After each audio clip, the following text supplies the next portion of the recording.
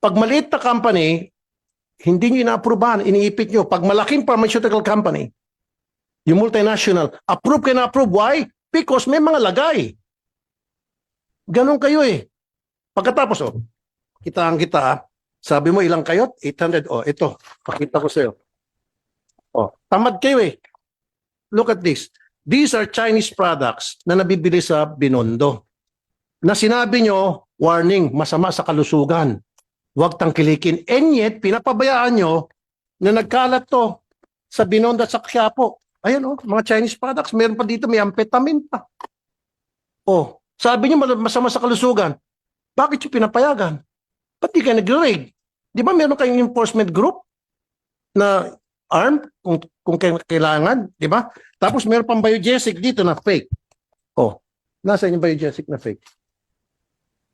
Meron din kami nabili fake na biogesic, fake na Neozep, and fake na Decolgen. Ayan.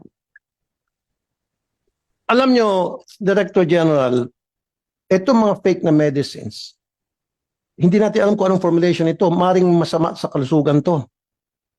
Kung hindi man siguro effective, okay lang sana. Hindi tumatalab. Pero paano kung may side effect?